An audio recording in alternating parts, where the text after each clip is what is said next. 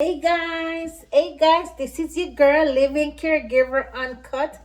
I'm a traveling caregiver and I travel to the client's home, live with them, and take care of the elderly. I am a nurse by profession and I choose to do geriatrics and work with the elderly in their home. This is how I make my money. I enjoy doing it. I have a passion for it. I love to hear the great stories, the different lifestyle, the culture, and the loving, infamous story on relationships with my clients and their fiance or their husband and their kids, that tight knit family. I just love everything about it. And I love to go to different states and see how other people live in the United States. It's so interesting. So I love doing it. It doesn't matter. I go. I love to do it. And that's how I make my money and build my house from the ground up. Somebody asked me if I have children. Yes, I do. I have two grown daughters that are married, and I'm recently become a grandma. Yes, I am a grandma now, and sooner or later I'll be sporting with my glam baby, my glam grandbaby. So it's not no grandma, I'm the glamour, because you know me. I'm your fashionista caregiver. Okay? Yes, I love to wear the crazy color here, and I don't call it crazy because I love colors.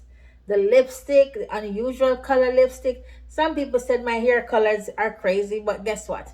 I'm glad you're talking, because you know what? I have to give you guys something to talk about. I have to let you guys come out of your shell. Some of you ladies just throw up yourself and just sit around. No, ladies, come on. You're beautiful inside out. Let's do things. Let's rock the world. Let's praise our God and rock the world. Okay? Yes. So let me start by thanking my subscribers. Oh my God, my followers, YouTube, Instagram, Facebook. I want to thank you so much for hanging on with me. Even when I don't show up, you're still hanging in there. And the ones who don't subscribe or don't follow, but you watch my videos, I thank you. Thank you, thank you, thank you, thank you, thank you so much. And my followers, go watch my videos. I have so many followers. But guess what? You're not watching my videos. What happened? If you want me to talk about something, DM me. You know how to get me. DM me and I will talk about whatever situation, because I'm very fierce. Yes, I am. That is the why this channel name Uncut. So let me go in the story. I'm still on building my house. How do I build my house? Which was requested by some of my viewers, because I always talk about you can make money and build your house. They want to know. So this is a part 6, I think. Anyway, so I want to talk about a personal experience that I had when I built my house. So, it take a process. It take up to 6 months to build your house. So after I moved into my home, there was empty lots all around me. Yes. So what happened, and this, you got to look out for these things. I don't know if it ever happened to anyone, but this is my story. Okay? Yes. So what happened was there was empty lots. People were still looking at lots. Lots are still being sold. So the lot beside me sold. Did you know what the contractor did? I just, I'm a caregiver, so I'm not at home, but I was working in my state of Texas. I was working maybe about 45 minutes from the house. So I just decided to pop in one day, me and my client. So I drove over there and I looked. You know what happened? I was wondering how my water bill and my light bill was so big, and I'm not living there. I just go home. I go home like once in a blue moon for a couple of days, and I back to my client's house. So I'm like, how the heck is my light bill my light bill was like $300 and something dollars, and I'm like, and the water bill was almost $200. I was like, oh my goodness, what kind of I am not. I called the light company. They said, oh, they're gonna send out a someone to read my meter. The water company did the same. and everything was correct. And I'm like, I'm not there. Something must be wrong somewhere. Something must be wrong. So what happened, I'm going to tell you what the contractor that is building the house next door did to my property. So I just happened to drove over there, me and my client one day, because you know, if I'm coming home, it's on the weekends, and they don't work on Sundays. And Saturdays, I think they work like half day or something like that. So, but they were full during the week until about maybe 6, 7 o'clock. You know what? When I went over there, their jackhammer and all kinds of stuff and electrical things, that their tools that they're using, guess what? Where it was connected? On my property. Because you know, outside the home have those plugs, outlets, electrical outlets.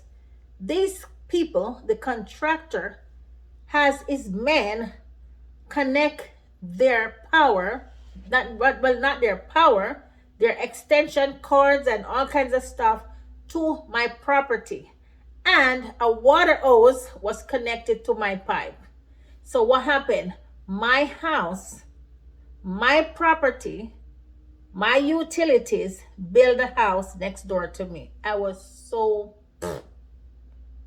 let me tell you something. I walk over there and I yank them out of the wall and unscrew that water hose from my pipe. And I call the police, because that is theft. Okay? Yes. And this house was actually almost up. Everything, it was covered and everything. There's nobody talk about getting power for the house or whatever.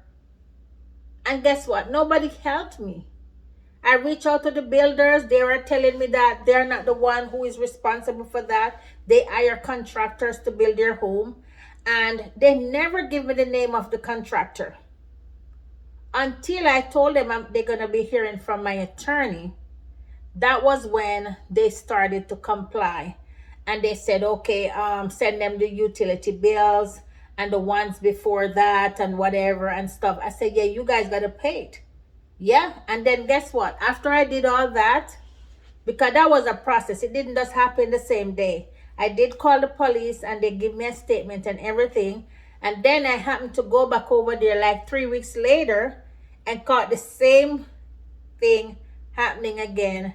That's when I decide to really press charges, if I'm going to press charges, and get my attorney involved, because that was what's happening to me. And I'm not living at the house, but I'm paying these humongous utility bills that is created by the contractor that is building the house next door to me. So guys, I am telling you this: if you are building a home and your house is already complete and there's empty lots around you, especially beside you or behind you, remember, now you can put up cameras here and there. Put up some cameras, some Ring camera out there, and watch these people, because people are very dishonest. Once it's not coming from their pocket, what are they going to lose? What are they going to lose? Just wait. Why are you rushing? Just wait until the time comes for you to get power, or you connect some power somewhere and do your thing. My house didn't build from nobody else's power, because there wasn't no complete home beside me. There was empty lots around me. So I know my home was built from no one's home. So the builders have ways to get them power and stuff like that. So why don't get it there? Why you choose to take it from me? My income from my property. So I am saying, guys, look out for these things. If you are building new homes, look out for these things, because people are very devious nowadays and very dishonest nowadays. So you get your cameras put up and watch your property while these people are building the other homes. Okay? Yes. So guys, let me tell you something. I gotta talk about the God that I serve before I get off this video. I serve a true and faithful God. And as I told you guys, it didn't just happen overnight. It's years of not knowing God, and it's years of getting to know God. When someone introduced me to God, I didn't just run and grab him at the same time. It go through one ears and get out the other ear and stuff like that. But gradually, her voice stayed in my mind when she talked about how God is great and faithful, and he'll provide for me and he'll protect me wherever I go. And I can tell you that's true. This lady had told me about God in my country of Jamaica. I'm Jamaican, my beautiful island of Jamaica. Yes. So yes, I'm Jamaican born, raised and bred in Jamaica by my mom, who worked so hard for us, working on the bus system. Yes. So yes, and God has protected me ever since I started coming to this country donkey years ago. So he has protected me, he has never leave me. Even though I fall down a couple of times, he kept on looking out for me. Yes, he does. The God that I serve, he does look out for me all the time. And I'm saying this because I know he'll do the same for you. You just have to reach out to him and talk to him about any and everything and things like that, and he will see you through whatever you're going through. If it's things with your family, your children, at your job, if it's financial situation, pray and ask God to kill that devourer out of your finances. Devourer is a money eating spirit, and you have to pray and ask God to get rid of it out of your finances so you can use your money for the right thing. Okay, guys? Yes, and encourage your children to pray. When you're going to build a house, look in the neighborhood too for the church that you belong to, if there's one close to you. Because I don't believe in driving 2 hours to a particular church. I don't believe in that. I want to go to a church that worship God. This is my choice. I'm not telling you who to serve, but this is the choice that I made to walk with Christ until the day he calls me home. And I'm asking you guys, and I'm encouraging you all to seek God's face before it's too late. I am not perfect. I can tell you, I wasn't talking like this years ago. It doesn't happen overnight, but at least take the first step and walk with God and talk with him. Talk with him like how you talk to me, like how you call me and you tell me what's going on in your life and stuff like that. Just talk to God. He's great. He's a great listener. He listens to us. He doesn't judge us for who we are.